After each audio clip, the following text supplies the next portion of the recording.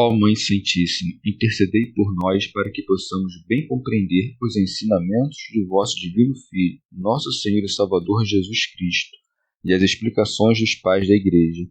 Ó Virgem Imaculada, ofereço-vos este trabalho e peço que abençoais aqueles que o ouvirem, e que seja para a maior honra e glória de Deus. Amém. Senhor onipotente, purificai o meu coração e os meus lábios.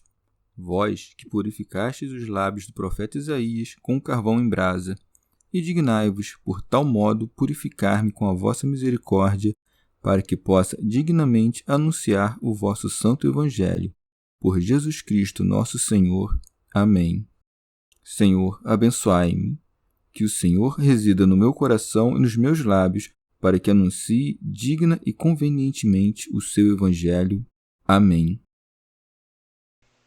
Evangelho de Nosso Senhor Jesus Cristo, segundo São João. Os chefes judeus decidem a morte de Jesus. Muitos dos judeus que tinham vindo à casa de Maria, tendo visto o que ele fizera, creram nele. Mas alguns dirigiram-se aos fariseus e lhes disseram o que Jesus fizera. Então os chefes dos sacerdotes e os fariseus reuniram o conselho e disseram: Que faremos? Esse homem realiza muitos sinais. Se o deixarmos assim, todos crerão nele, e os romanos virão, destruindo nosso lugar santo e a nação. Um deles, porém, Caifás, que era sumo sacerdote naquele ano, disse-lhes: Vós nada entendeis. Não compreendeis que é de vosso interesse que um só homem morra pelo povo e não pereça a nação toda? Não dizia isso por si mesmo, mas sendo sumo sacerdote naquele ano, profetizou que Jesus morreria pela nação, e não só pela nação, mas também para congregar na unidade todos os filhos de Deus dispersos. Então, a partir desse dia, resolveram matá-lo. Jesus, por isso, não andava em público entre os judeus, mas retirou-se para a região próxima do deserto, para a cidade chamada Efraim, e aí permaneceu com seus discípulos. A aproximação da Páscoa. Ora, a Páscoa dos judeus estava próxima, e muitos subiram do campo a Jerusalém antes da Páscoa para se purificarem.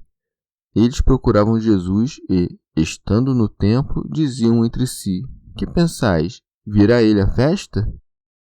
Comentários dos pais da Igreja. Orígenes. O Senhor disse mais acima: Mas digo isso por causa da multidão que me rodeia, para que creiam que me enviaste. Se nenhum dos que estava presente houvesse acreditado, então haveria dito isso como homem que não conhece o futuro. Para que não se pense isso, o evangelista acrescenta: Muitos dos judeus que tinham vindo à casa de Maria, tendo visto o que ele fizera, creram nele. Mas alguns dirigiram-se aos fariseus e lhes disseram o que Jesus fizera. Essas palavras são ambíguas e não dizem claramente se os que foram os fariseus eram parte daquela multidão que creu nele e que foi propor aos inimigos de Cristo que se reconciliassem com ele, ou se eram dos que não criam e foram lá incitar a tenaz inveja dos fariseus contra Cristo. Creio que esta última seja a intenção do evangelista, porque chama multidão aqueles que creram na força dos fatos de que foram testemunha, como se fossem poucos todos os demais, dos quais acrescenta: Mas alguns dirigiram-se aos fariseus e lhes disseram o que Jesus fizera. São Beda. Naqueles que vão contar aos fariseus o que Jesus tinha feito, estão representados os que, vendo as boas obras dos servos de Deus, os perseguem com ódio e buscam difamá-los. Teofilacto Diócrida. Dever-se-iam admirar e louvar aquele que operava tais milagres. Em vez disso, planejavam matá-lo. Por isso é dito: Então os chefes dos sacerdotes e os fariseus reuniram o conselho e disseram: Que faremos? Santo Agostinho. Não responderam: Cremos. Com efeito, estes homens perdidos pensavam como feri-lo e matá-lo em vez de ocupar-se com a salvação deles próprios. E, contudo, tinham medo e, como que consultavam uns aos outros, diziam: Que faremos? Esse homem realiza muitos sinais. São João Crisóstomo. Chamam-lhe ainda homem, mesmo depois de uma prova tão grande de sua divindade. Orígenes. Devem-se considerar, nas palavras daqueles homens, sua insensatez e sua cegueira. Insensatez porque, mesmo tendo testemunhado tantos milagres, pensavam que poderiam conspirar contra ele como se ele não pudesse contra suas conspirações. Nisso também consistia a sua cegueira, pois era inevitável que aquele que havia feito tantos milagres se desvencilhasse de suas armadilhas, a não ser que crescem que, tendo feito realmente os milagres, não os fez por um poder divino. Assim, resolveram não o deixar partir, crendo que seria um grande impedimento para os que acreditavam nele e que, assim, os romanos não lhes tirariam sua cidade e nação. Se o deixarmos assim, todos crerão nele, e os romanos virão, destruindo o nosso lugar santo e a nação. São João Crisóstomo. Com essas palavras, queriam causar medo no povo, fazendo-os ver o perigo em que incorreriam de que se suspeitasse que queriam se declarar um poder independente, como dizendo: se os romanos virem-nos sendo seguido pela multidão, suspeitarão que queremos nos levantar como poder independente e destruirão nossa cidade. Mas era ficção tudo o que diziam, pois que razões havia para suspeitar disso? Vinha cercado de homens armados e seguidos por uma cavalaria? Não frequentava ele, em vez disso, os desertos? Mas para que não pensassem que diziam isso movidos por seus próprios interesses, dizem: destruirão nossa cidade. Santo Agostinho.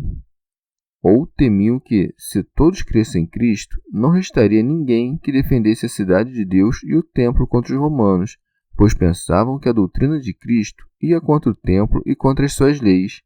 Portanto, temiam perder as coisas temporais e sequer pensavam na vida eterna, pois também os romanos, depois da paixão e da glorificação do Senhor, destruíram a cidade e a nação, combatendo-a e dispersando-a. Orígenes. Em sentido místico, os gentios ocuparam o lugar dos circuncisos, pois, pela queda destes, a salvação chegou às nações. Os romanos representam os gentios, pois reinavam sobre eles. Também a gente foi arrebatada dentre eles, pois o que foi povo de Deus deixou de sê-lo. São João Crisóstomo. Enquanto hesitavam e deliberavam, dizendo: que faremos? Um deles elevou a voz com despudor e crueldade. Um deles, porém, Caifás, que era sumo sacerdote naquele ano. Santo Agostinho. Pode-se perguntar como é chamado o sumo sacerdote naquele ano se o Senhor constituiu um único sumo sacerdote que seria sucedido por um único após a sua morte. Deve-se compreender que, devido às ambições e rixas entre os judeus, eles constituíram mais tarde vários pontífices que serviam durante mandatos de um ano e, às vezes, durante o mesmo ano, vários pontífices ocupavam aquela dignidade, os quais eram sucedidos no ano seguinte por outros. Alcuino. Joséfo relata que este Caifás havia comprado por dinheiro o sacerdócio daquele ano. Orígenes. A maldade de Caifás se prova por ser chamado pontífice daquele ano, no qual Nosso Senhor exerceu o ministério da paixão. Exercendo o pontificado, disse-lhes: vós nada entendeis. Não compreendeis que é de vosso interesse que um só homem morra pelo povo e não pereça a nação toda? Como dizendo: vós ficais sentados e deliberais com lerdeza. Prestai atenção, é necessário que um homem seja tido por nada para que se salve a nação. Teofilacto Diócrida. Disse isso, de fato, com uma intenção perversa. No entanto, a graça do Espírito Santo usa sua boca para pressagiar algo futuro. Por isso segue. Não dizia isso por si mesmo, mas sendo sumo sacerdote naquele ano, profetizou que Jesus morreria pela nação. Orígenes. Nem todo o que profetiza é profeta, assim como nem todo o que pratica uma ação justa é justa. Por exemplo, quem o faz por vanglória. Caifás, portanto, profetizou, e no entanto não era profeta, como tampouco o era Balaão. Alguém dirá que Caifás não profetizou por inspiração do Espírito Santo, uma vez que o espírito maligno também pode dar testemunho de Jesus e profetizar a seu respeito, de acordo com aquilo que é dito. Sei quem és, o Santo de Deus. Sua intenção, com efeito, não é levar os que o ouvem à fé, mas incitar aqueles que estavam sentados no conselho contra Jesus para matá-lo. Por outro lado, as palavras que é de vosso interesse, que integram a sua profecia, ou são verdadeiras ou são falsas. Se são verdadeiras, segue-se que se salvarão todos aqueles que conspiraram contra Jesus no conselho, e depois que Jesus morra pelo povo, obterão o que lhes convém. Se não são verdadeiras, então é evidente que o Espírito Santo não inspirou esta profecia, porque o Espírito Santo não pode mentir. Se então Caifás diz a verdade, compreendemos que ele, pela graça de Deus, sofreu a morte por todos, e que ele é o Salvador de todos os homens, principalmente dos fiéis.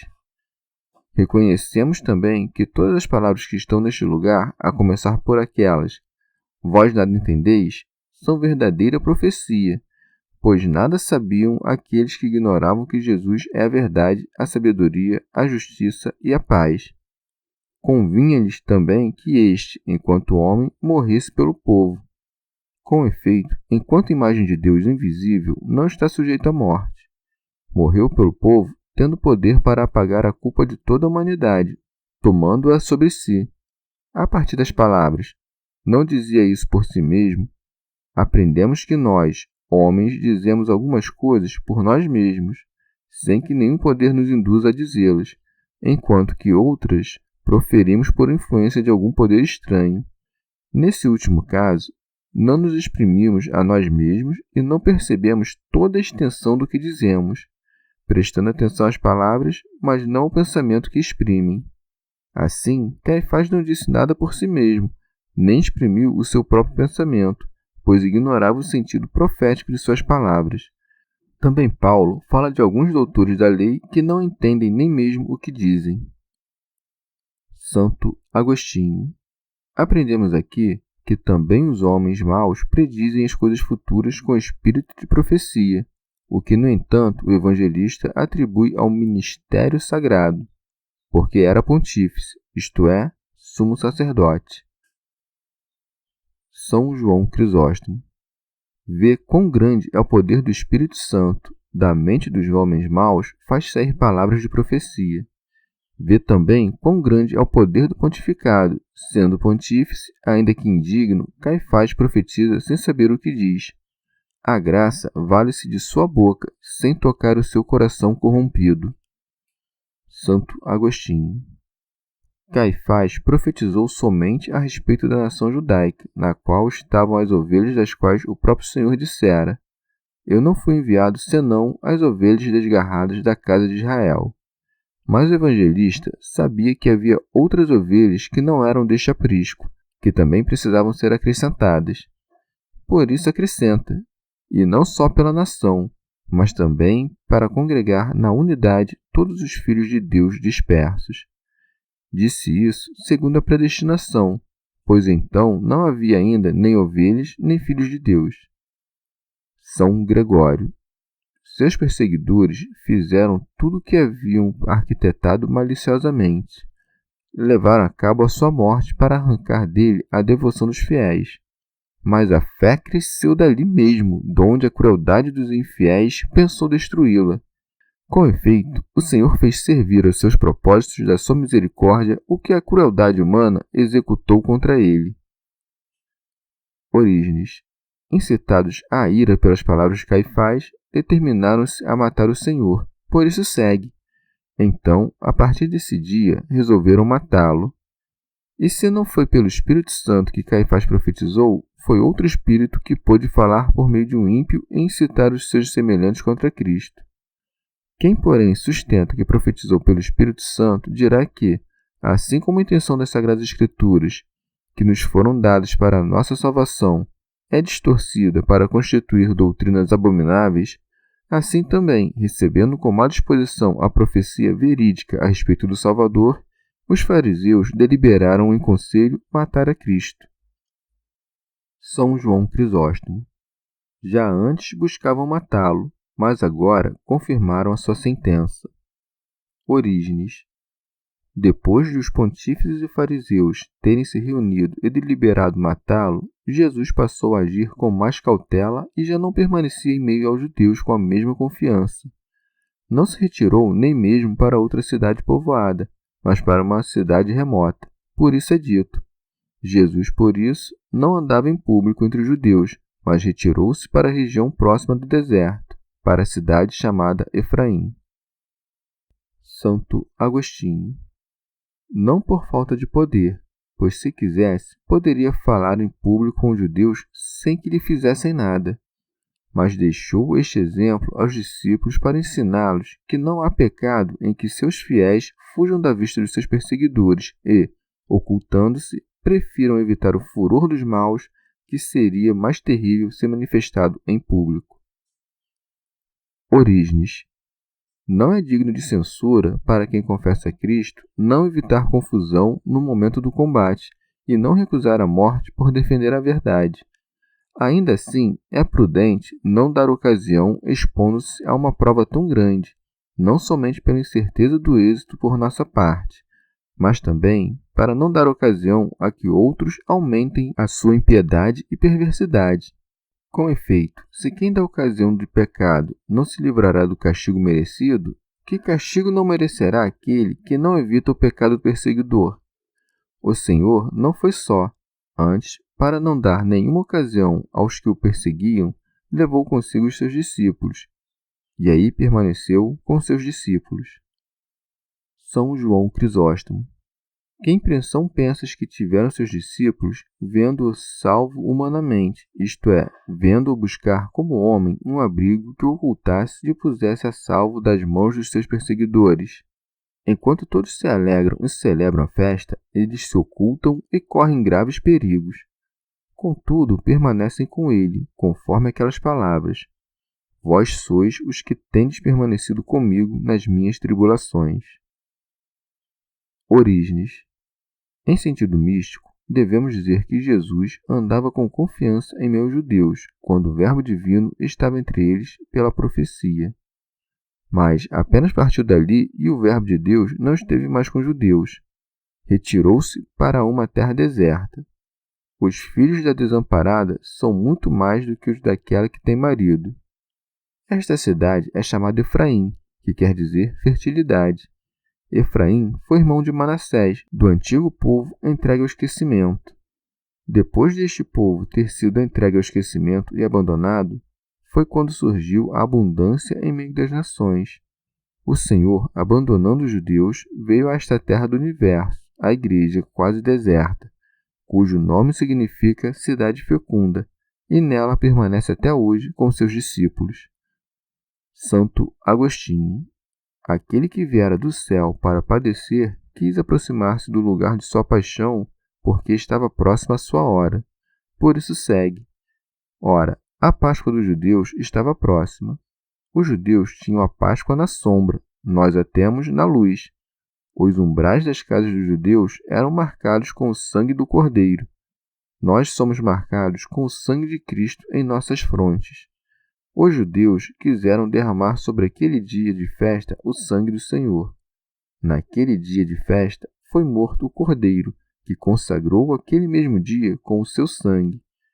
A lei dos judeus ordenava que no dia da festa de Páscoa os judeus de todas as partes se reunissem e santificassem aquele dia com a celebração. Por isso segue.